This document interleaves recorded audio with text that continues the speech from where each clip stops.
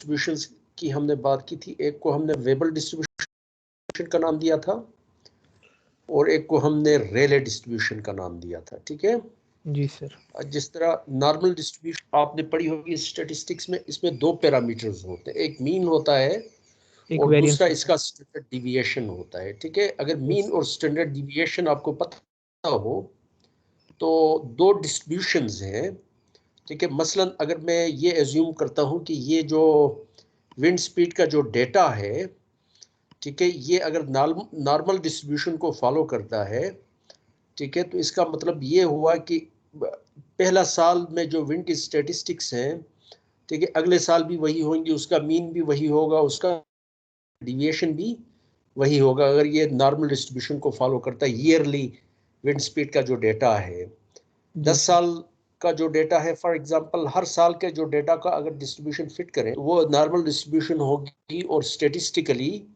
ये इसके मीन और वेरिएंसेस जो होंगे वो क्वाइट सिमिलर होंगे। बात समझ गए ना?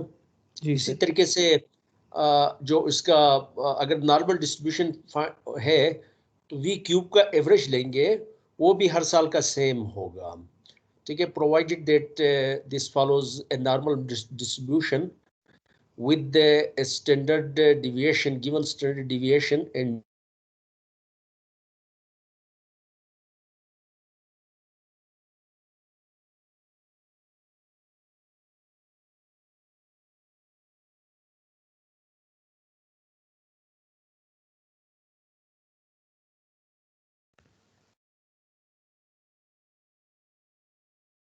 हेलो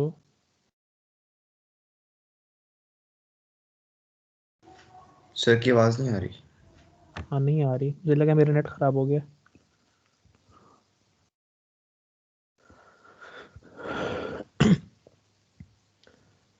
सर आपकी आवाज नहीं आ रही।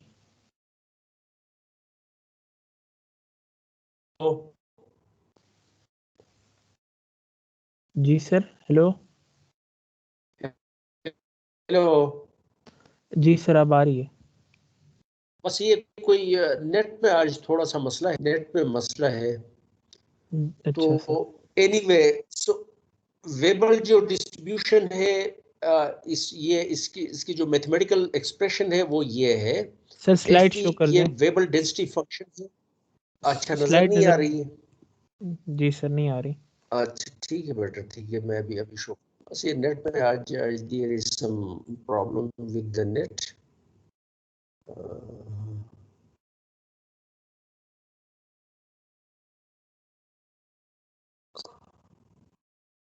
नजर आ रही है? जी सर अब आ रही है।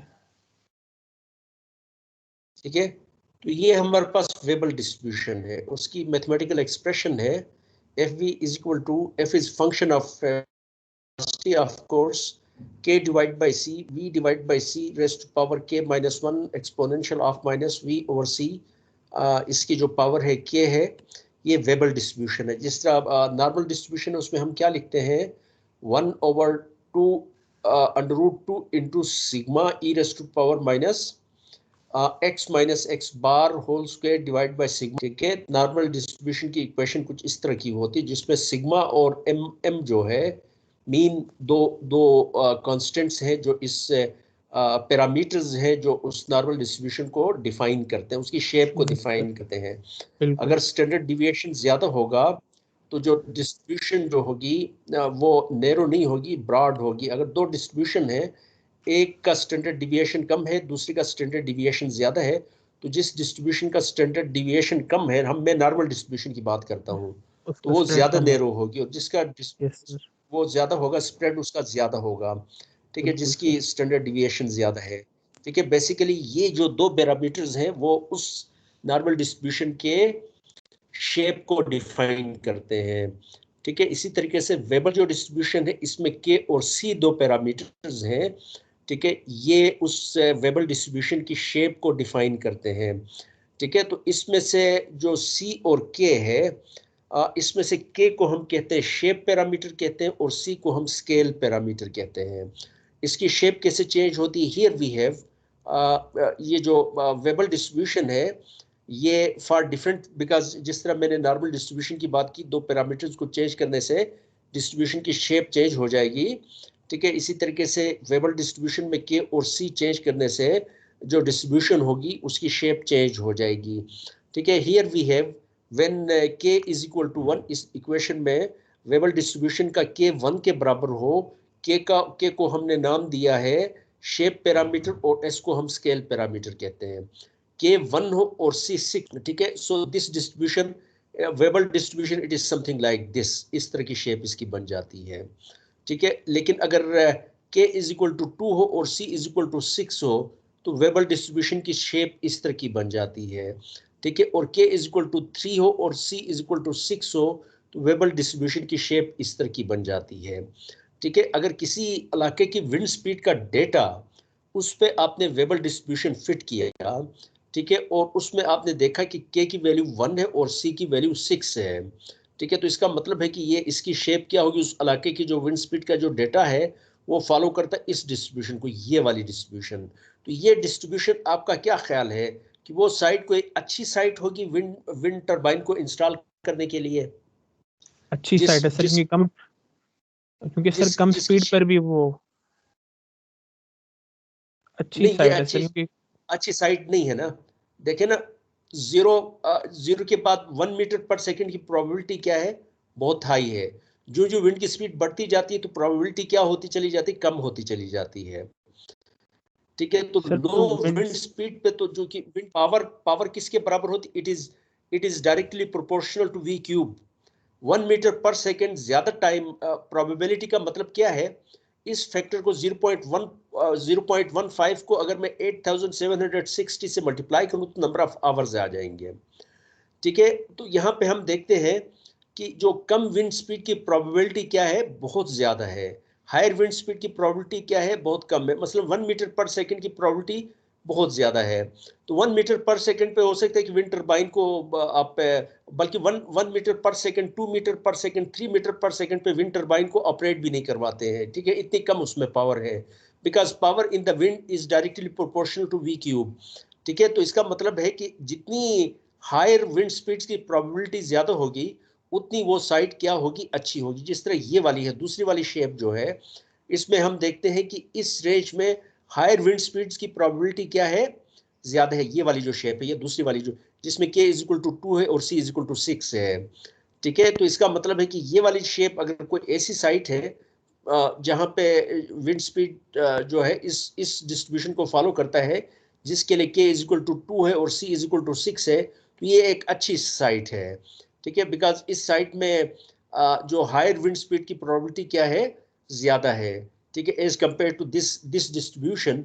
ये डिस्ट्रीब्यूशन कोई बहुत अच्छी डिस्ट्रीब्यूशन नहीं। ये साइट जिसके लिए के इज इक्वल टू 1 है और सी इज इक्वल टू 6 है, ये कोई बहुत अच्छी साइट नहीं है, यहाँ पे हम इन्वेस्टमेंट नहीं करेंगे। लेकिन के इज इक्वल टू 2 और सी इज इक्वल टू 6 वाली साइट है, ये अच्छी साइट है। लेकिन अगर के इज इक्वल टू 3 और सी इज इक्वल टू 6 हो तो फर्दर इसकी शेप में क्या आता है, एक चेंज आता है। अब हम देखते हैं कि ये वाली जो फर्स्ट वाली डिस्ट्रीब्यूशन थी, ये प्रोबेबिलिटी, ये एक्सपोनेंशियल डिस्ट्रीब्यूशन है, ठीक है। उसके बाद ये वाली जो डिस्ट्रीब्यूशन है के इज इक्वल टू 3 और सी इज इक्वल टू 6, ये तकरीबन अप्रोच करती है किसको, नॉर्मल डिस्ट्रीब्यूशन को, ठीक है। तो ये साइड भी, ये जो के इज इक्वल टू 2 वाली साइड, ये ज्यादा बेहतर है। क्योंकि इसकी वजह क्या है, ये नॉर्मल डिस्ट्रीब्यूशन है, ये इसके आसपास तो अच्छी प्रोबेबिलिटी ज्यादा है विंड स्पीड की, लेकिन 10 और 15 और पे अगर हम चलते चले जाए तो प्रोबेबिलिटी विंड की क्या होती है, फिर कम हो जाती है।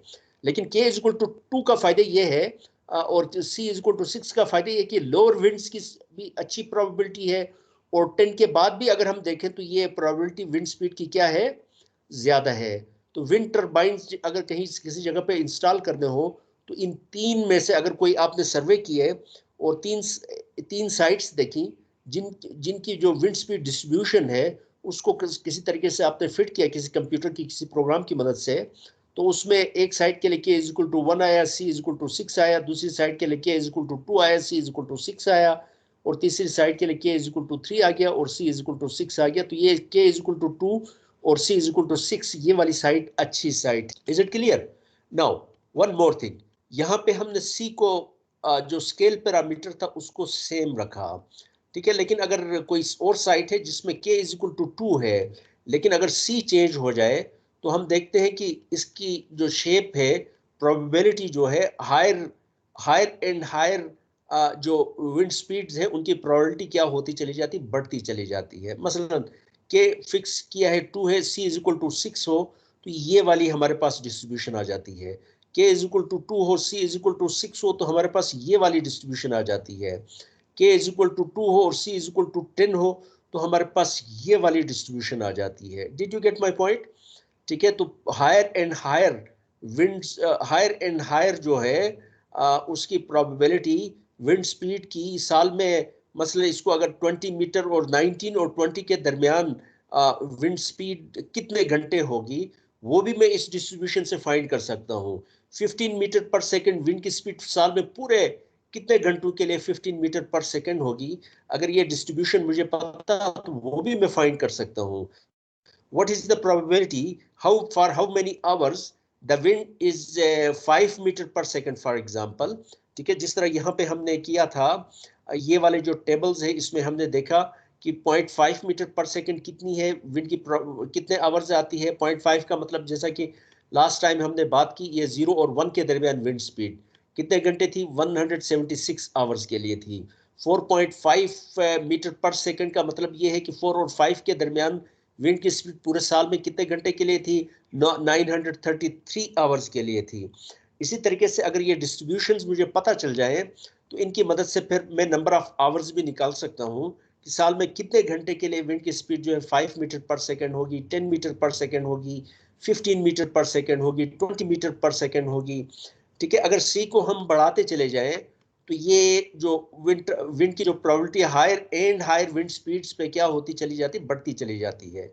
लेकिन ये वाली साइड भी जिसमें हायर विंड स्पीड की प्रोबेबिलिटी ज्यादा है, ठीक है, ये भी कोई बहुत अच्छी साइड नहीं है। इसका मतलब ये है कि यहाँ पे जो गस्ट्स हैं, विंड की स्पीड अगर बहुत ज्यादा हो तो later on we will see that हमारे टरबाइन की एक कैपेसिटी होती है, जनरेटर की एक कैपेसिटी होती है। ठीक है, अगर विंड की स्पीड एक खास उससे लिमिट से बढ़ जाए तो टरबाइन को हम क्या करते हैं, हम बंद कर देते हैं, उससे एनर्जी हार्वेस्ट नहीं करवाते हैं। बिकॉज अगर हम उस विंड स्पीड पे higher very high wind speeds पे अगर हम इसको चलाएं तो टरबाइन जो है वो मैकेनिकली डैमेज हो सकता है। ठीक है, तो ये वाली जो है फॉर एग्जांपल यहाँ पे हम देखते हैं इस डिस्ट्रीब्यूशन में भी हायर विंड स्पीड्स के नंबर ऑफ आवर्स बहुत ज्यादा है, लेकिन it is possible that higher wind speed पे नंबर ऑफ आवर्स तो बहुत ज्यादा है, लेकिन ऐसी साइट पे जो विंड जो है it might be damaging for your wind turbine. Later on we will see those, we will do the discussion. ठीक है, तो उसके लिए फिर हम यही करते हैं कि बहुत ज्यादा हायर प्रोबेबिलिटी, बहुत ज्यादा हाई विंड स्पीड की भी बहुत ज्यादा हो तो वो भी कोई बहुत ज्यादा यूजफुल साइट नहीं होती है, और बहुत कम हो तो बिकॉज वी क्यूब से पावर चेंज होती तो ये भी कोई बहुत अच्छी साइट नहीं होती। इन बिटवीन, ठीक है, वेरी हायर विंड स्पीड और वेरी लो विंड स्पीड्स के दरमियान अगर हमारे पास प्रोबेबिलिटी ज्यादा हो विंड की तो वो एक अच्छी साइट होती है। ठीक है, नाउ अगर मैं आपसे पूछूं कि what is the probability that the wind speed is greater then 50, ये डिस्ट्रीब्यूशन किसी ने निकाल के दे दिया है आपको। ठीक है, ये वाली डिस्ट्रीब्यूशन फॉर एग्जांपल एक गिवन साइट है जिसके लिए k इज इक्वल टू 2 है और c इज इक्वल टू 6 है, तो इसका मतलब है कि वो वाली डिस्ट्रीब्यूशन बेसिकली कौन सी है, ये वाली डिस्ट्रीब्यूशन है, ये डॉटेड लाइन की जो है, ठीक है, ये डिस्ट्रीब्यूशन है। यस मैं सर। आपसे कहूं फॉर, जी बेटा, नहीं सर, मैं बता रहा हूँ, कुछ नहीं हाँ, कर रहा। मैं जी आपसे कहूं कि फॉर हाउ मेनी आवर्स पूरे साल में किसी, मसलन कमरुज़्ज़मा साहब ने फॉर एग्जांपल कराची की किसी साइट के लिए ये वैल्यूज हमें निकाल के दी है। ठीक है, किसी रिसर्च पेपर से मुझे पता चल गया कि कराची की एक साइट है जिसके लिए k इज इक्वल टू 2 है और c इज इक्वल टू 6 है। तो k is equal to 2, c और इज इक्वल टू 6 का मतलब यह है कि ये डिस्ट्रीब्यूशन में प्लॉट कर सकता हूँ। वहां से फिर मैं देखना चाहता हूँ for how many hours the wind speed is greater than 10 metre per second. पूरे साल में कितने घंटे विंड की जो स्पीड है वो 10 मीटर पर सेकेंड से ज्यादा है, तो कैसे निकालेंगे? वेरी ये सिंपल एरिया अंडर डिस्ट्रीब्यूशन में कर, अगर आपको याद, जी बेटा, एरिया फाइंड करेंगे 10 से आगे वाला। Very good, very good. यहाँ से 10 से ज्यादा एरिया निकालें। ठीक है, 10 से इस डायरेक्शन पे एरिया निकालें तो वो एरिया आएगा probability that wind speed is equal or greater than 10 metre per second. Did you get my point? ये उसकी प्रोबेबिलिटी, किसकी प्रोबेबिलिटी होगी? Probability that wind speed is greater equal or greater than 10, उसकी probability क्या होगी? ये वाला जो रीजन है इसका एरिया आ जाएगा. ठीक है, अगर ये एरिया आ गया तो पूरे साल में प्रोबेबिलिटी की जो हमने बात की थी वो फ्रैक्शन भी है ना, कितने आवर्स के लिए 10 मीटर या 10 मीटर से ज्यादा है number of hours divided by total number of hours, ये एक प्रोबेबिलिटी है, फ्रैक्शन जो है. ठीक है, तो इसको फिर टोटल नंबर ऑफ, ये बेसिकली फ्रैक्शन है. प्रोबेबिलिटी की बात करते हैं तो ये है 0.1 का मतलब है कि पूरे साल में, ठीक है, 0.1 number of hours divided by total number of hours in 1 year, ये नंबर आता है. ठीक है, 0.005 का मतलब ये there are certain number of hours, उनको जब हम टोटल नंबर ऑफ आवर्स से डिवाइड करते हैं, ठीक है, तो तब ये वाला नंबर आता है. तो यहाँ से बेसिकली प्रोबेबिलिटी आएगी कि wind speed is equal or greater than 10 metre per second, वो एरिया आ जाएगा. उस एरिया को 8760 के साथ आप मल्टीप्लाई करें तो हमारे पास नंबर ऑफ आवर्स आ जाएंगे कि विंड स्पीड 10 मीटर या 10 मीटर से ज्यादा है. अगर मैं ये फाइंड करना चाहता हूं कि what is the probability that wind speed is less than 5 metre per second, तो उसके लिए फिर मैं ये करूंगा कि for k is equal to 2 और c इज इक्वल टू 6 के लिए ये वाला डिस्ट्रीब्यूशन है. तो यहाँ से 5 से लेकर इस डायरेक्शन पे ये सारा जो एरिया है ये मैं फाइंड करूंगा, उसको 8760 के साथ में मल्टीप्लाई करूंगा. तो what I will get the probability that the wind speed is less than 5 metre per second. उसको 8760 के साथ मल्टीप्लाई करूंगा. What I will get is I will get the number of hours in 1 year, ठीक है, जिसमें wind की जो speed है वो 5 मीटर या 5 मीटर से कम रही है. ठीक है, लेकिन अगर मैं आपसे ये कहूं what is the probability that the wind speed is between 4 और 5 के दरमियान है, इसकी प्रोबेबिलिटी क्या है? तो वो फिर मैं कैसे फाइंड करूंगा सिर्फ 4 से 5 तक इंटीग्रेट करेंगे. 4 से 5 तक एरिया निकालूंगा ना. जी सर. ठीक है, उसके लिए दूसरा तरीका, चले 4 से 5 तक फिलहाल एरिया की हम बात करते हैं. अब यहाँ पे हमने देखा कि इस इक्वेशन में जाके हमें क्या करना पड़ेगा, एरियाज निकालने पड़ेंगे. तो एरियाज निकालना, पहले डिस्ट्रीब्यूशन, ये वाली वैल्यूज कमरुज़्ज़मान साहब के पेपर से मैंने ले लिया, उसके बाद मैंने डिस्ट्रीब्यूशन फिट की और उसके बाद फिर मैंने एरियाज निकालना शुरू कर दिया. This is very laborious. ठीक है, इसके बजाय is it possible to have an equation, ठीक है, जिसमें मैं 10 पुट करूं और वो इक्वेशन फिर मुझे दे दे एरिया अंडर द कर्व. ठीक है, इससे 10 और 10 से बियॉन्ड जो है उसमें एरिया अंडर द कर्व कितना आता है वो मुझे मिल जाए किसी मैथमेटिकल इक्वेशन की मदद से.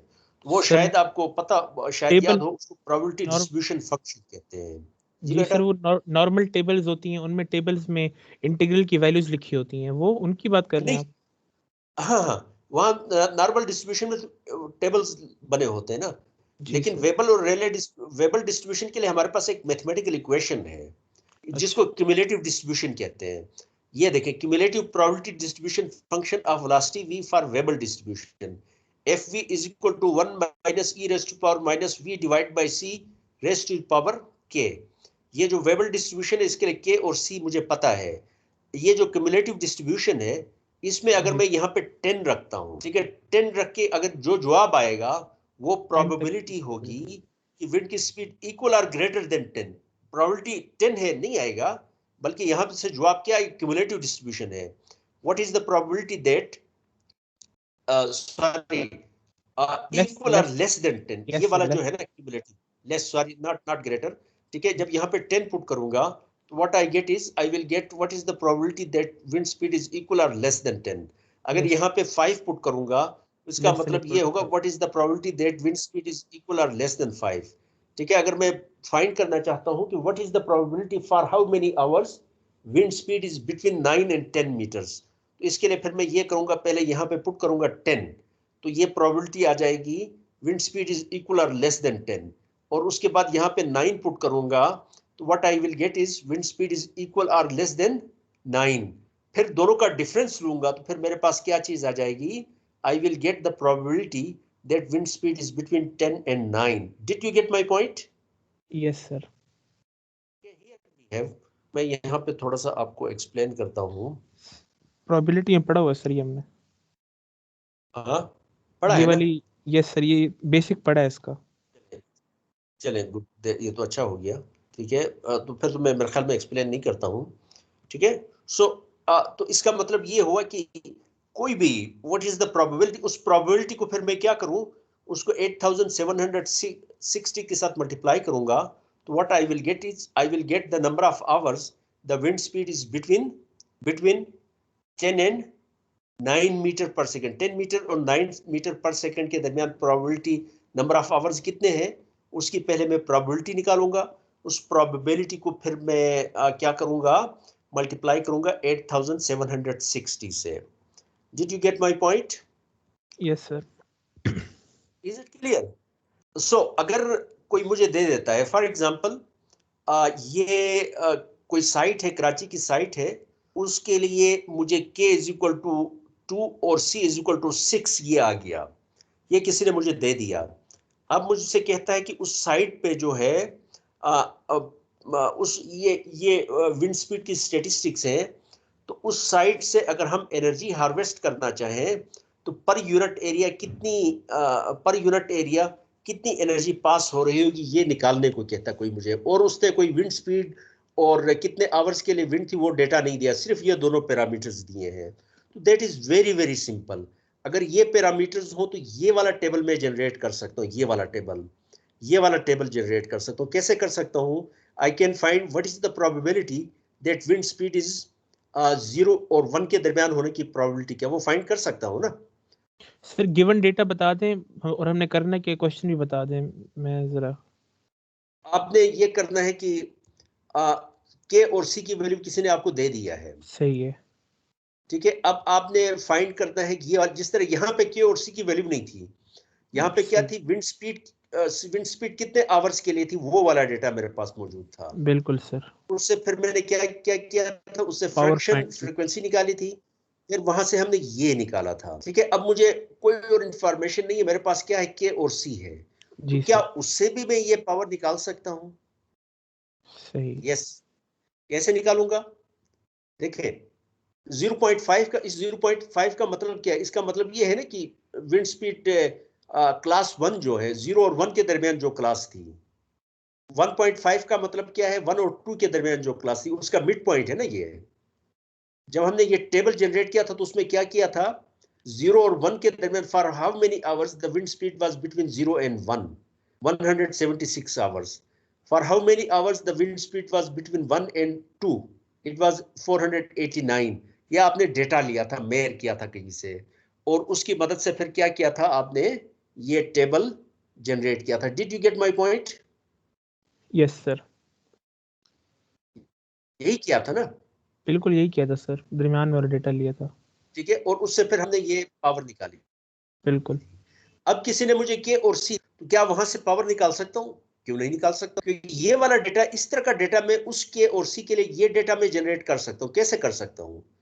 0 और 1, what is the probability that wind speed is between 0 and 1? तो 0 और 1 की प्रोबेबिलिटी निकालने के लिए मुझे यहाँ पे क्या करना पड़ेगा, यहाँ पे मुझे क्या करना पड़ेगा, f1 1 minus e raised to power minus 1 divide by c raised to power k. यहां से probability that wind speed is equal और लेस देन 1 आ जाएगी। Probability is that wind speed is less equal और लेस देन 0 इज 0। ठीक है, तो दोनों का डिफरेंस लूंगा तो मेरे पास क्या आ जाएगी, probability that wind speed is between 0 and 1। उसको फिर मैं 8760 के साथ मल्टीप्लाई करूंगा, तो what I get is, I will get this number of hours. ठीक है, क्योंकि मुझे पता है कि ये डिस्ट्रीब्यूशन कौन सी है, वेबल डिस्ट्रीब्यूशन है।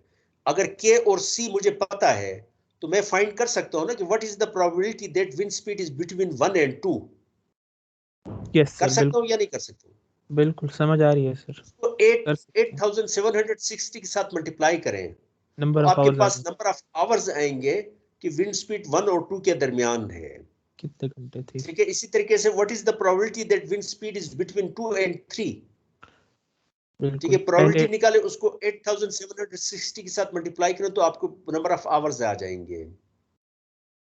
तो इसका मतलब है ये कॉलम भी आपके पास, ये कॉलम आप फाइंड कर सकते हैं। ठीक है, और ये वाला जो कॉलम होगा ये फिर वो जो क्लास है उसका मिड जो पॉइंट है, this is the mid point of that class. ठीक है, तो यहां से फिर उसकी फ्रीक्वेंसी में निकाल सकता हूं। इस क्लास की फ्रीक्वेंसी, इसकी फ्रीक्वेंसी क्या होगी, 176 डिवाइड बाई ये मेरे पास वो फ्रीक्वेंसी है। ठीक है, और उसके बाद फिर ये जो चीज है एफ आई इंटू वी, यहाँ से फिर मीन आ जाएगी, मीन विंड स्पीड आ जाएगी, और यहाँ से F I into V I cube, V I मुझे पता है, उसका क्यूब ले लो, उसको फ्रीक्वेंसी के साथ मल्टीप्लाई करो तो ये वाला टेबल आ जाए, कॉलम आ जाएगा।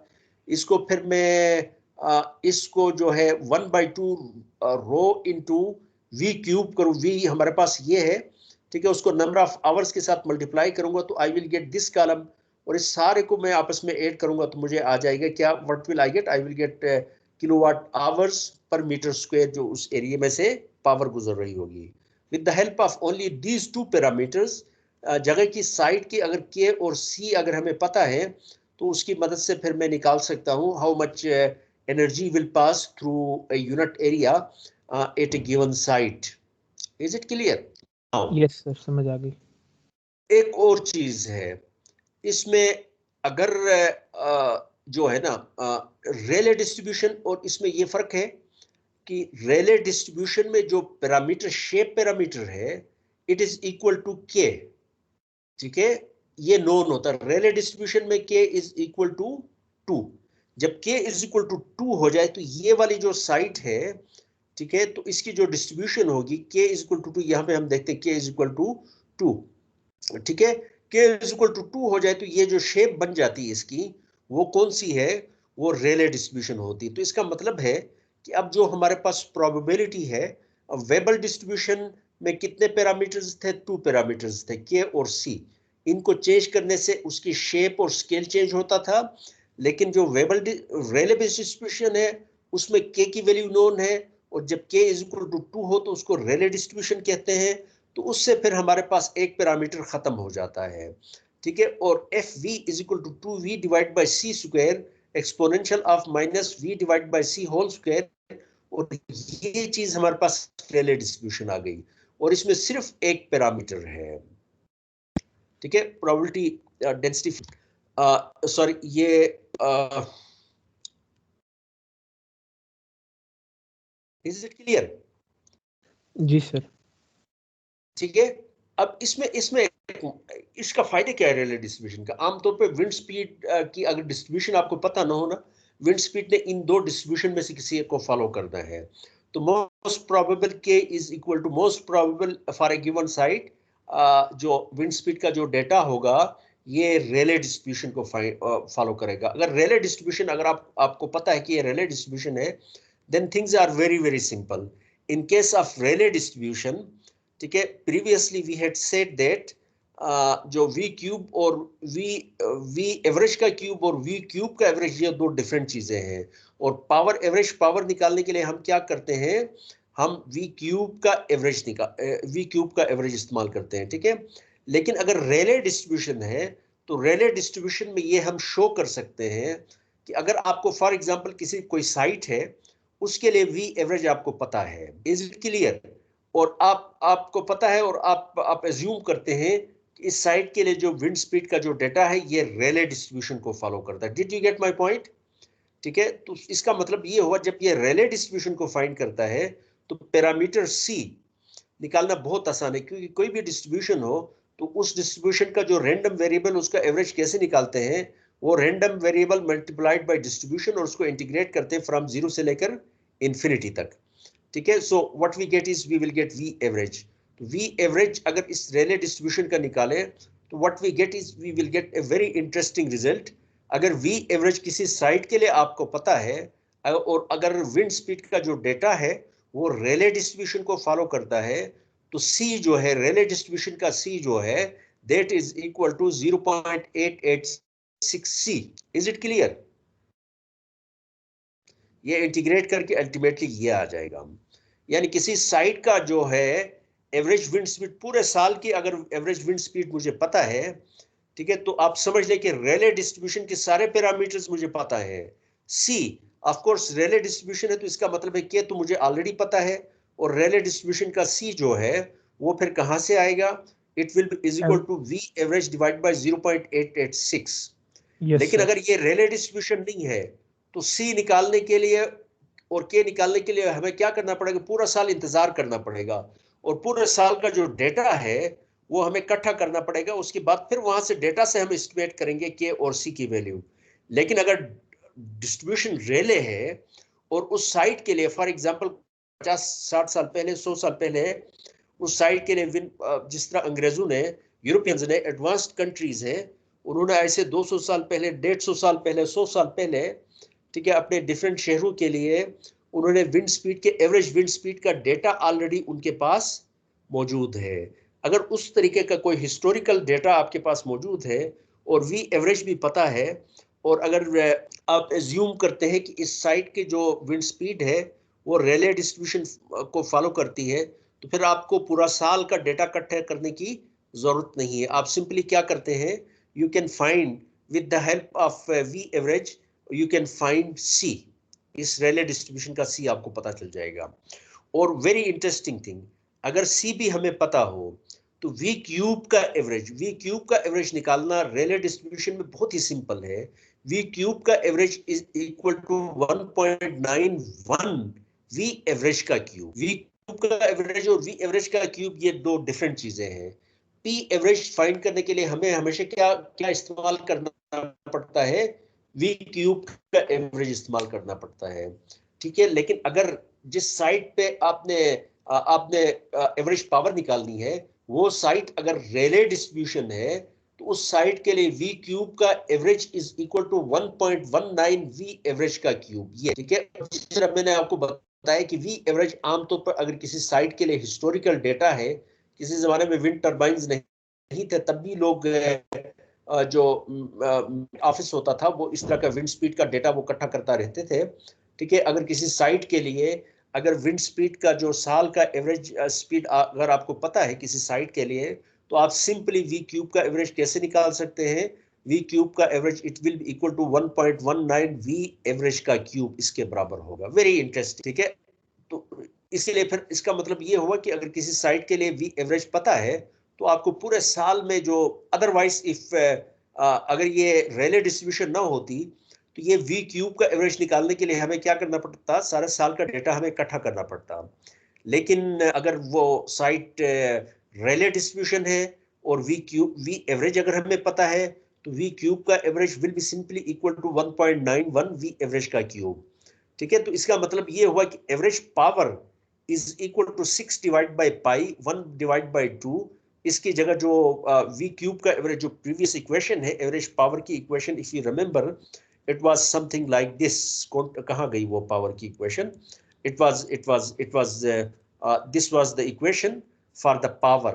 This was the equation for the power, average power के लिए। लेकिन अगर ये डिस्ट्रीब्यूशन रेले डिस्ट्रीब्यूशन है तो ये वाला जो फैक्टर होगा वो किसके बराबर होगा? 1.91 वी एवरेज का क्यूब। वी एवरेज जैसा कि मैंने आपको बताया आमतौर पे हमें किसी शहर के लिए, किसी इलाके के लिए, it is possible that we already know v average. V average पता है तो वी एवरेज का क्यूब ले लें, उसको 1.1991 के साथ मल्टीप्लाई करके रो और ए के साथ मल्टीप्लाई करें। ए को खैर पर यूनिट एरिया ले, पर यूनिट ए को 1 ले लें ताकि पर यूनिट एरिया में से जो पावर गुजर रही वो हम निकालना चाहते हैं, ठीक है। सो वी एवरेज आप निकाल पाएंगे, ठीक है। सो अब देखें, अगर एक डिस्ट्रीब्यूशन रेले डिस्ट्रीब्यूशन है तो so it's very very simple. Average power किसके बराबर होगी? It will be equal to 6 divide by pi 1 divide by 2 rho into a into v average ka cube. Again, I should repeat that v average, it is possible that we may already know v average for a given location or for a given site, and if wind speed data follows the Rayleigh distribution, then finding the p average, it's very very simple. तो यहाँ से हमारे पास p average आ जाएगी इस equation से। Is there any question? Yes sir ये जो आपने बताया ना कि हमें अगर पता हो कि रेले डिस्ट्रीब्यूशन है या वो दूसरी डिस्ट्रीब्यूशन है, तो सर ये हमें पता कैसे लगता है कि यहाँ पर रेले डिस्ट्रीब्यूशन है और यहाँ के जो पैरामीटर्स हैं के और सी ये होंगे? के और सी किस तरह पता लगता है हमें? के और सी तो मैंने आपको बताया ना, दो चीजें हैं। अगर तो रेले डिस्ट्रीब्यूशन, अगर आपको कुछ भी नहीं पता हो तो आप एज्यूम कर सकते हैं this is the Rayleigh distribution for instance, जी ठीक है। Sir. Otherwise you will go and you will find, सारे साल का आप डेटा इकट्ठा करेंगे, वहां से फिर आप पे वेबल और रेले डिस्ट्रीब्यूशन, उस वो सारा जो डेटा उसकी मदद से के और सी की वैल्यू आप फाइंड करेंगे, ठीक है।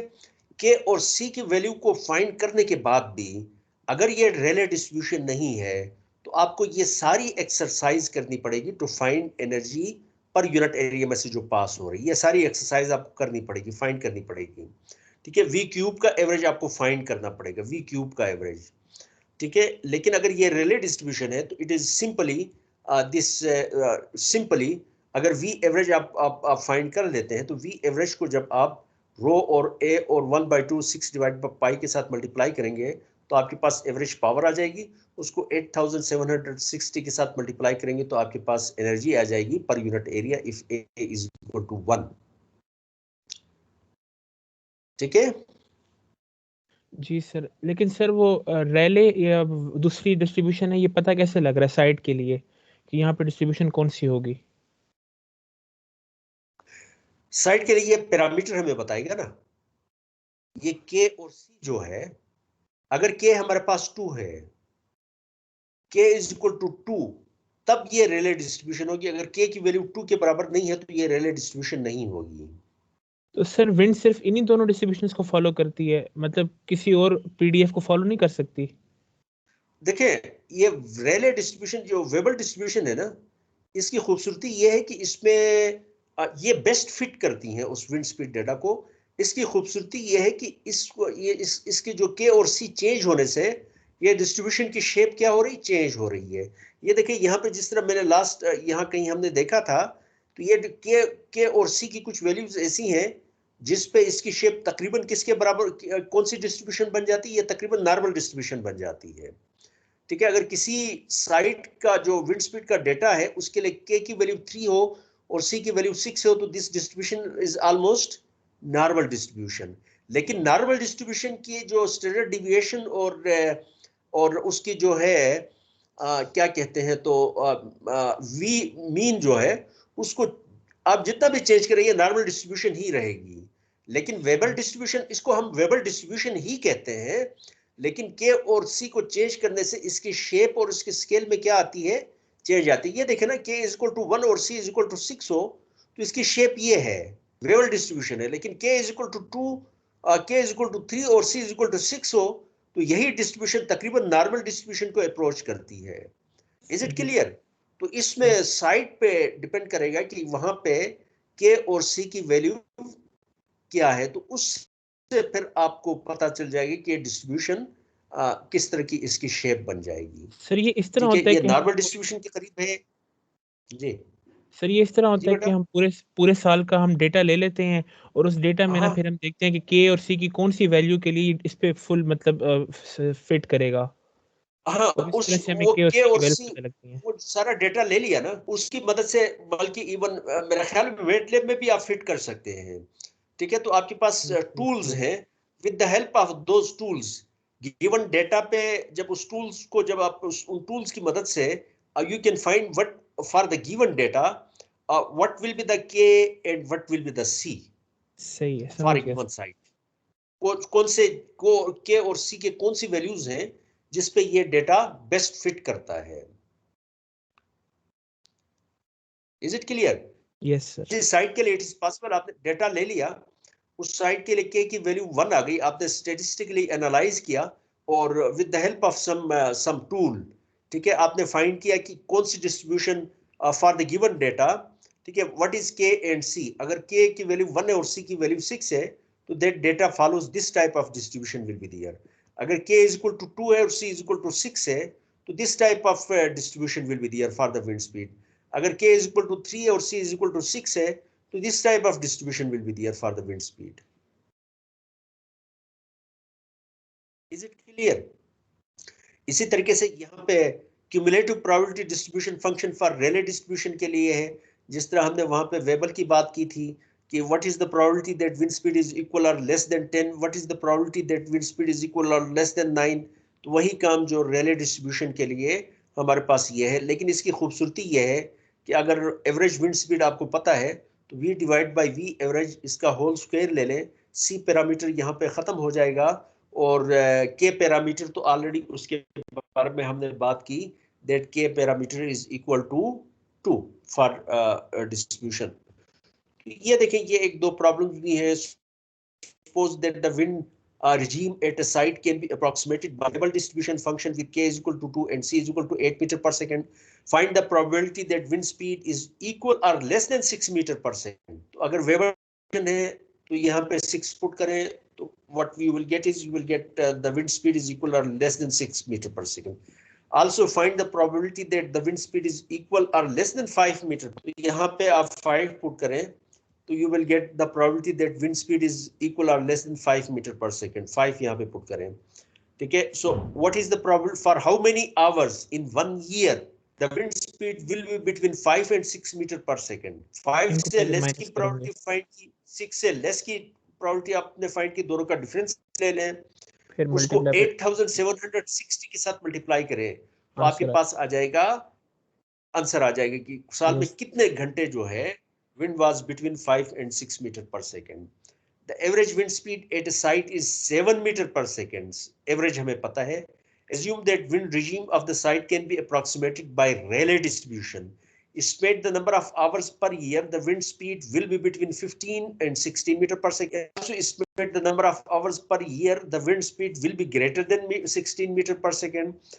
What will be the wind power density of the site if the air density is 1.225 kg per meter cube?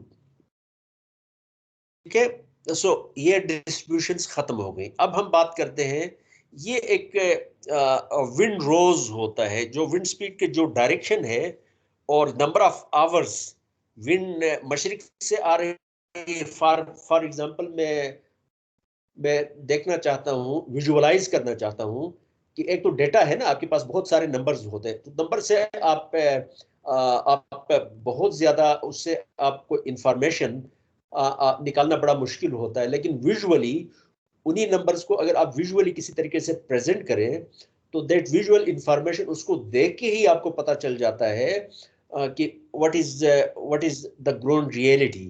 ठीक है, अगर मैं ये देखना चाहता हूँ कि साल में कितने घंटे जो है that wind is coming from the east से कितने घंटे आ रही है साल में, वेस्ट से कितनी घंटे आ रही है, नॉर्थ से कितने घंटे आ रही है, साउथ से कितने घंटे आ रही है। एक तरीका तो ये है कि कोई डेटा हो मेरे पास, ठीक है, उस डेटा को मैं देखूं, ठीक है, फिर मैं देखना चाहता हूँ कि ज्यादा यानी साल में सबसे ज्यादा घंटे किस डायरेक्शन से आ रही है, तो फिर डेटा में मुझे तलाश करना पड़ेगा, ठीक है। लेकिन इस इंफॉर्मेशन को is it possible to show it graphically करने का फायदा ये होता है कि उसको विजुअली देख के ही आपको फौरन अंदाजा होता है कि किस डायरेक्शन से विंड जो स्पीड है वो जो है मोस्ट ऑफ द टाइम किस डायरेक्शन से विंड आ रही है, ठीक है। तो ये भी of course you are not going to do these things. एक कंप्यूटर को जब आप विंड स्पीड और उसकी डायरेक्शन का डेटा देंगे, बिकॉज विंड की speed, what is the speed और what is the direction from which direction wind is coming, ठीक है, ये इंफॉर्मेशन आप कंप्यूटर को देंगे तो कंप्यूटर फिर with the help of that information आपको एक विंड रोज बना के देगा, ठीक है। विंड रोज को देख के आप फिर फौरन आप बता सकेंगे कि विंड जो है प्रीडोमिनेंटली किस डायरेक्शन से जो है ना most of the time wind is coming from. तो जब ये आपको पता चल गया तो उसकी मदद से फिर आप जो विंड टर्बाइंस की जो इंस्टॉलेशन है उसमें फिर आपको मदद मिलेगी, ठीक है। विंड फार्म आपने कहीं लगाना है तो वहां पे फिर आपको पता चल जाएगा कि विंड फार्म की जो ओरिएंटेशन है, विंड टर्बाइंस की जो डायरेक्शन है वो आपने कैसे करनी है, ठीक है। तो जो विंड रोज है ये बड़ा आसान सा सिंपल सा है। ये कैसे क्या इंफॉर्मेशन इससे मिलती है ये यहाँ पे शो किया है। बेसिकली ये नॉर्थ की डायरेक्शन है, फॉर एग्जांपल ये साउथ है, ये नॉर्थ साउथ है, ठीक है। इस लोकेशन पे मैं चाहता हूँ यहाँ पे आपने अपना मास्क लगाए, यहाँ पे सेंसर्स लगाए हैं, विंड की स्पीड और डायरेक्शन यहाँ पे सेंटर जो लोकेशन है, ठीक है। किसी जगह पे आपने सेंसर्स लगाए हैं तो आप समझ लें कि उस जगह से ये वाली डायरेक्शन नॉर्थ है, ये वाली डायरेक्शन साउथ है, ये डायरेक्शन ईस्ट है और ये डायरेक्शन वेस्ट है। Did you get my point? Yes sir. ठीक है, जहां पे आप विंड की मेजरमेंट करते हैं, ठीक है, उस लोकेशन से ये नॉर्थ है, ये साउथ है, ये ईस्ट है और ये वेस्ट है। अब हम ये कहते हैं कि ये नॉर्थ और साउथ के दरमियान जो रीजन है इसके सेक्टर्स बनाते हैं।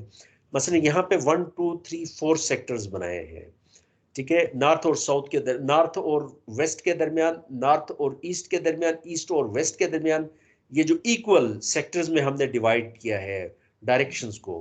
ठीक है, मसलन ये नॉर्थ की डायरेक्शन है, नॉर्थ से 1 2 और 3 4, इसका मतलब ये हुआ यहाँ से लेकर यहाँ तक टोटल एंगल 90 बनता है। और 90 को अगर हम क्या करें, कोई 23 का मेरे ख्याल में बन जाता है। 90 डिवाइड बाई 4 कर लेना, तो 90 डिवाइड बाई 4 कर लें तो ये 20 हमारे पास आ 2 जाएगा पॉइंट समथिंग। 20 पॉइंट समथिंग आ जाएगा। ठीक है, इसका मतलब ये हुआ कि नॉर्थ से जब इस डायरेक्शन पे आएंगे 21 समझ लें, 21 जो है नहीं 22 के आसपास, 22 ले लें चले, ठीक है, ये 22 डिग्रीज और फिर यहाँ से 22 फर्दर 44, यहाँ से फिर 22 और यहाँ से 22, यानी जो सेक्टर्स जो बनाए हैं, ठीक है, यहाँ से लेकर इस सेक्टर्स की जो बाउंड्रीज हैं उनके दरमियान 22 डिग्रीज का एंगल है। ठीक है, अब यहाँ पे आपने आपने यहाँ पे एक मास्ट लगाया है, यहाँ से विंड की स्पीड डायरेक्शन आप मेजर करते हैं। ठीक है, आप ये समझ लें कि इस सेक्टर में ये जो है, ठीक है, ये जो लाइन है, ठीक है, ये जो लाइन है इसके इस लाइन से आप बल्कि इस तरह ले लें, चले इसको सिंपल करते हैं। ठीक है, इस रीजन से अगर यहाँ से भी विंड आ रही, यानी ऐसे विंड आ रही या ऐसे आ रही या ऐसे आ रही, उस सबको मैं एक ही डायरेक्शन ले लेता हूँ। एक तो तरीका तो ये है ना कि हर मसलन 90 से 1 डिग्री इस तरफ आए उसको भी आप डायरेक्शन ले लें, फिर 2 डिग्री इस तरफ से आए 90 से फॉर एग्जांपल, उसको भी एक डायरेक्शन ले लें, तो वो बड़ा मुश्किल हो जाएगा। ठीक है, उसके बजाय मैं ये करता हूँ कि इस पूरे सेक्टर्स में फॉर एग्जांपल साल में कोई 50 घंटे जो है विंड स्पीड इस सेक्टर में इस तरफ से इस तरफ से इस तरफ से इस तरफ से आ रही थी और साल में 50 घंटे के लिए आ रही थी। Is it clear? तो उसको फिर मैं एक ही उसमें ले तो एक ही डायरेक्शन ले रहा, तो ये एक ही डायरेक्शन हो गई।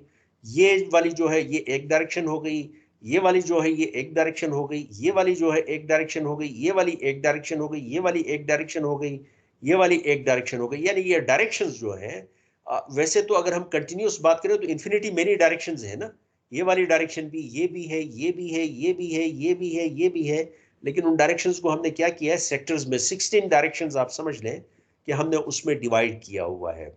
ठीक है, अब ये जो सेक्टर्स हैं ये नॉर्थ की डायरेक्शन है, इससे ये वाला यहां से इसको मैं आधा करूं, ठीक है, ये वाला और ये वाला, इसमें मैं देखता हूं कि साल में कितनी मरतबा विंड स्पीड जो है ना वो इस रीजन के अंदर इस डायरेक्शन से आ रही है। ठीक है, नंबर ऑफ आवर्स मुझे पता है। सिमिलरली वो जो डेटा है चूंकि वो मुझे विंड की स्पीड भी देता है और डायरेक्शन भी देता है, उससे मैं देखता हूं कि ये वाला सेक्टर, ये जो लाइन है इसके बिटवीन जो एक सेक्टर बनता है, इस डायरेक्शन से साल में कितने घंटे विंड इस डायरेक्शन से आती है। सिमिलरली इस यहां से कितने घंटे विंड आती, यहां से कितने घंटे विंड आती, यहां से कितने घंटे विंड आती है, उसको टोटल नंबर ऑफ आवर से डिवाइड करता हूं तो परसेंटेज में मुझे पता चल जाएगा कि इस डायरेक्शन से साल में कितने percent of time wind is coming from this direction, साल में कितने percent of the time wind is coming from this direction, साल में कितनी percent of time wind is coming from this direction. ठीक है, तो विजुअली अगर हम यहाँ पे देखें तो हमें पता चलता है कि फौरन देख के ही पता चलता है most of the time wind is coming from this direction, यहाँ से इस डायरेक्शन से आ रही है। Is it clear? ये विंड रोज होगी और वहां से फिर विंड, चूंकि विंड आ रही, उस विंड की जो स्पीड है वो हमें पता है, उसकी मदद से फिर हम परसेंटेज ऑफ एनर्जी भी निकाल सकते हैं।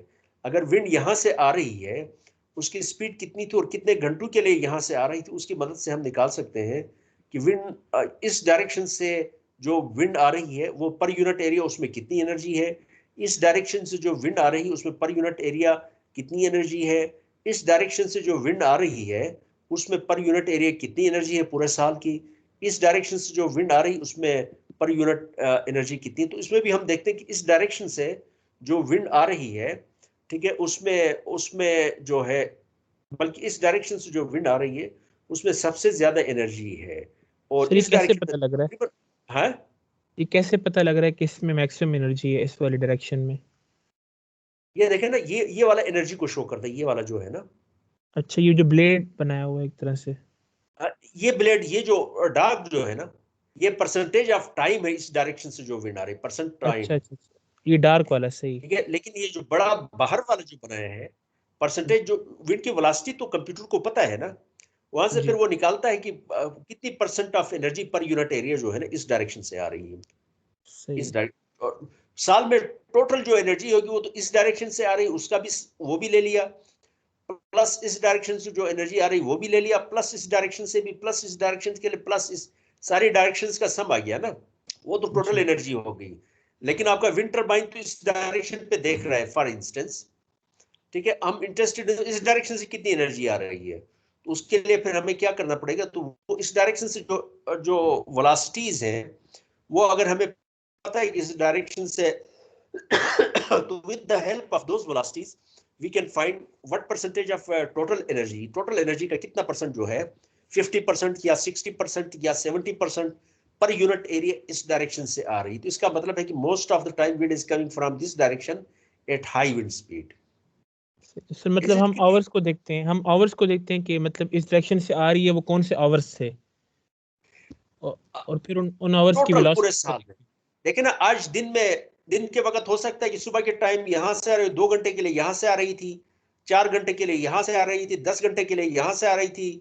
ठीक है, अगले 10 मिनट में यहां से आ रही थी, लेकिन अगले दिन का फिर आपने देखा, उससे अगले दिन का फिर आपने देखा, और पूरे साल में फिर देखा कि इस डायरेक्शन से कितने घंटे इस डायरेक्शन से आ रही थी। सही है, बिल्कुल बात समझ गए ना?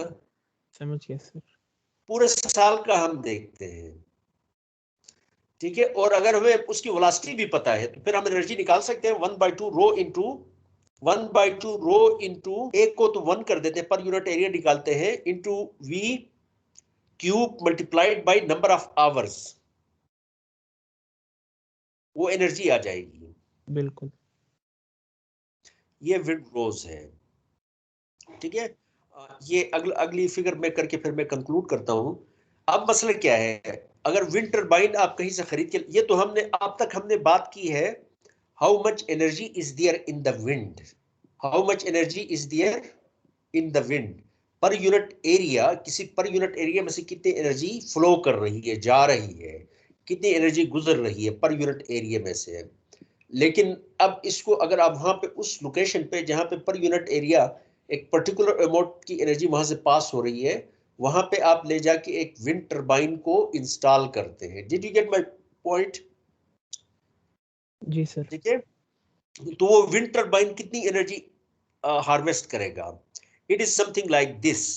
विंड टरबाइंस जो है ना, उनकी एक कर्व होती है, उसको हम पावर कर्व कहते हैं, विंड टरबाइन की पावर कर्व।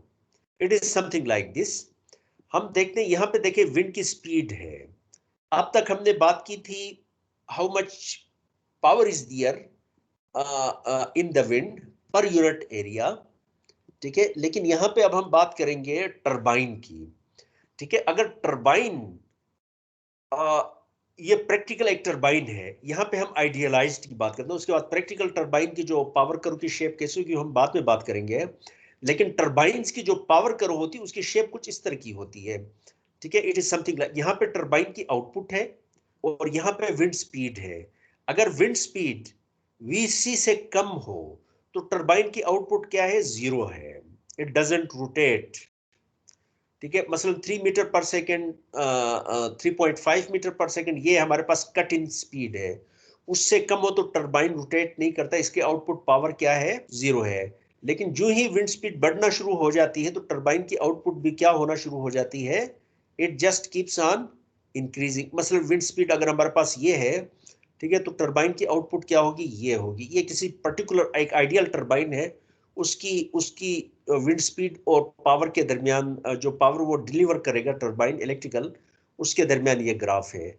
अगर विंड स्पीड वी आर हो तो टरबाइन की आउटपुट कितनी होगी, पी आर होगी। This is something very important, क्योंकि टरबाइन के ऊपर आपने एक जनरेटर लगाया है।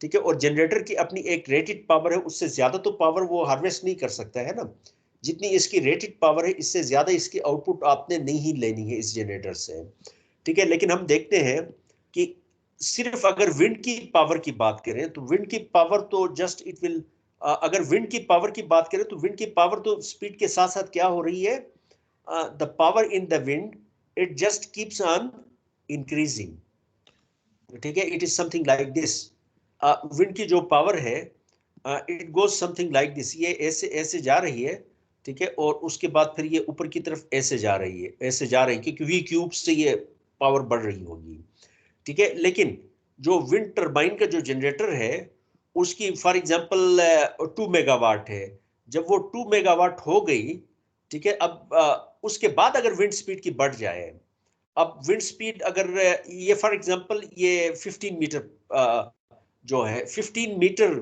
अगर विंड की मीटर पर सेकंड अगर विंड की स्पीड हो, उस वक्त टरबाइन की आउटपुट क्या है, 2 मेगावाट है, जो कि जनरेटर की रेटेड पावर है, उससे ज्यादा पावर उससे ये आउटपुट पे नहीं दे सकता है ड्यू टू सेवरल रीजंस, ठीक है। तो 15 मेगावाट 15 मीटर पर सेकंड से जो ही विंड स्पीड बढ़ जाएगी तो विंड स्पीड की पावर तो बहुत ज्यादा है, लेकिन टरबाइन की आउटपुट जो है वो 2 मेगावाट से ज्यादा नहीं होनी चाहिए। तो इसका मतलब ये हुआ कि जो ही रेटेड पावर टरबाइन की आउटपुट पे हमें मिलना शुरू हो जाए, उसके बाद although there is more power in the wind, because V cube से विंड की पावर क्या हो रही, बढ़ रही है, लेकिन हमने क्या करना है, विंड की जो एक्स्ट्रा पावर है उसको हमने शेड करना है, उसको हमने वेस्ट करना है। This is very important point that if you don't understand please tell मी।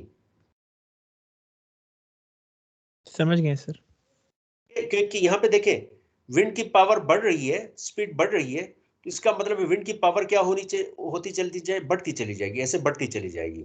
लेकिन अगर ये विंड इसकी एनर्जी को आप हार्वेस्ट करते हैं टरबाइन की मदद से, तो यहाँ से लेकर यहाँ तक तो टरबाइन की आउटपुट जो रेटेड पावर अभी तक आई नहीं है, तो आप क्या करते हैं, यहाँ से लेस, यहाँ पे जितनी विंड की पावर थी आप कोशिश करते हैं उस सारी की सारी पावर को क्या करें, हार्वेस्ट करें। लेकिन जो ही रेटेड विंड स्पीड आ जाए जिसपे ये टरबाइन अपनी मैक्सिमम पावर आउटपुट दे रहा है, उससे जो ही विंड स्पीड बढ़ जाए, अगरचे विंड में पावर तो बहुत ज्यादा है, लेकिन चूंकि आपके टरबाइन का जो जनरेटर है उसमें ये कैपेबिलिटी नहीं है 2 मेगावाट से ज्यादा आउटपुट पावर दे सके, तो विंड की जो पावर है उसको आपको क्या करना पड़ेगा, शेड करना पड़ेगा, ठीक है। जितनी पावर है, एक्स्ट्रा पावर है, वो आपको जाया करनी पड़ेगी, ताकि और उसकी पावर जो है टरबाइन की आउटपुट पावर कांस्टेंट रहे। देखिए ना, यहाँ से हम देखते हैं कि विंड की स्पीड बढ़ रही है, तो पावर, विंड की पावर बहुत ज्यादा तेजी से बढ़ रही है, क्यूब के यहाँ से ऐसे ऊपर की तरफ जा रही है,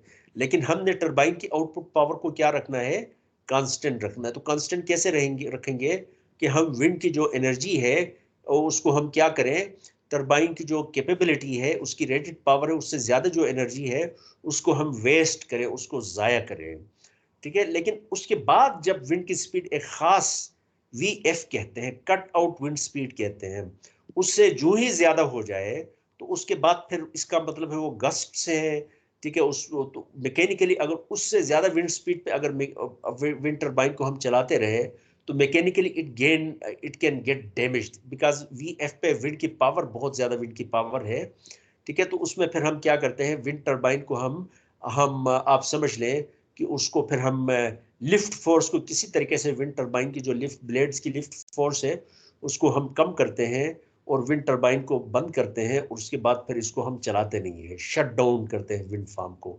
अगर एक खास विंड स्पीड से जो विंड की जो स्पीड है, एक खास स्पीड से अगर उसकी बढ़ जाए, ठीक है।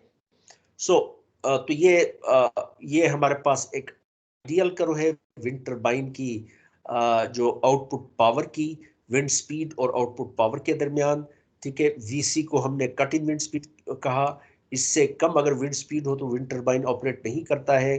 कट इन और VR के दरमियान हमारी कोशिश यही होती है, क्योंकि यहाँ से इस रीजन के दरमियान हम कोशिश करते हैं कि विंड की जितने ज्यादा से ज्यादा एनर्जी जो है, जितनी है पॉसिबल एनर्जी, हम किसी तरीके से हार्वेस्ट, अगरचे टरबाइन की एफिशिएंसी की वजह से हम ये ऐसा नहीं कर सकते हैं, लेकिन हमारा गोल ये होना चाहिए VC से लेकर VR तक, ठीक है, हम मैक्सिमम एनर्जी विंड टरबाइन से, विंड की मैक्सिमम एनर्जी को हम किसी तरीके से हार्वेस्ट करें।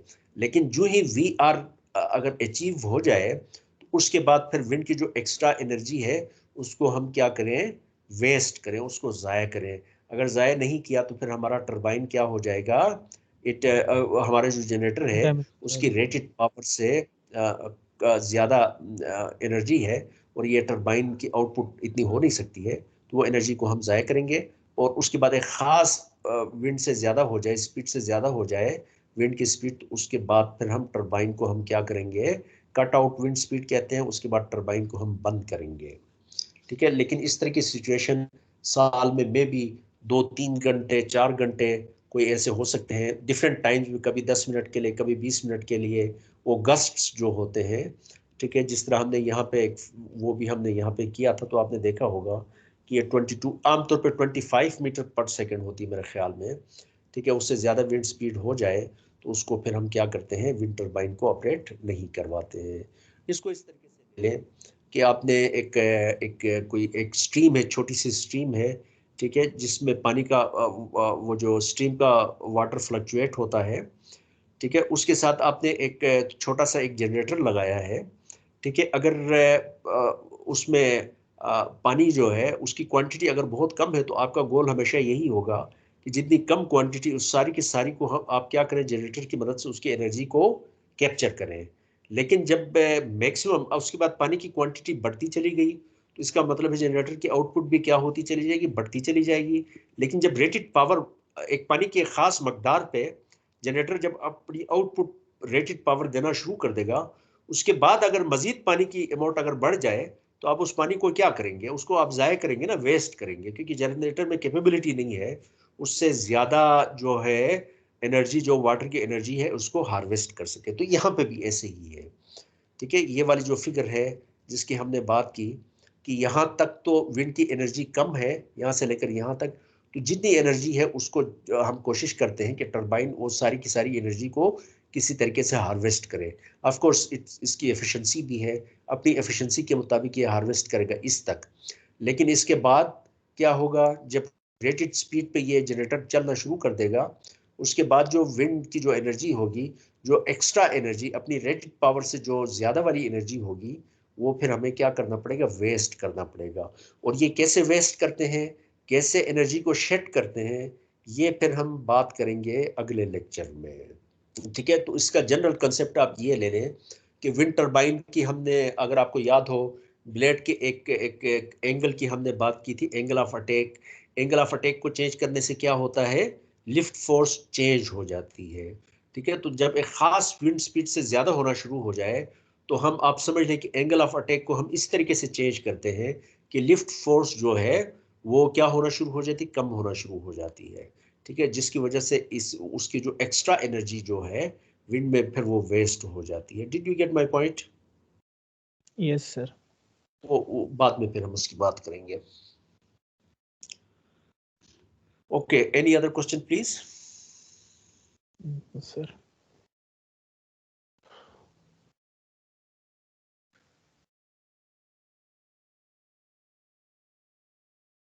सर कितने लेक्चर्स बाकी हैं? बेटा बस इंशाल्लाह हम ये ना 8 तक मैं इंशाल्लाह कंक्लूड करूंगा अपने इसको, अगर 15 तक है, लेकिन अभी जो है ना इसका हम इंशाल्लाह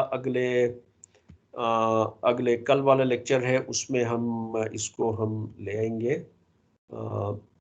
यहाँ तक हम ले आएंगे इंशाल्लाह, यहाँ तक हम करेंगे। उसके बाद अगले 2 लेक्चर्स में फिर हम इसका बाकी स्लाइड्स, इसमें तो काफ़ी सारी है लेकिन ये स्लाइड्स जो है ना इसमें आखिर में बहुत कम इंफॉर्मेशन, इसमें कुछ कार्टून्स और इस तरह की चीज़ें हैं, नंबर तो ज़्यादा है लेकिन मटेरियल कम है इन स्लाइड्स में। तो इंशाल्लाह अगले 3 लेक्चर्स में हम ये करेंगे, और एक लेक्चर जो होगा लास्ट लेक्चर फिर 8 जनवरी को हम रखेंगे, उस पर एनर्जी स्टोरेज जो है, डिफरेंट टेक्निक्स जो है एनर्जी स्टोर करने की, उन पर हम बात करेंगे। इसको फिर हम इंशाल्लाह कंक्लूड करेंगे। ठीक है, सही, मेरा पोर्शन जो है इंशाल्लाह 8 को हम कंक्लूड करेंगे इंशाल्लाह। चले ठीक है, अल्लाह हाफिज। ओके सर, अल्लाह हाफिज़।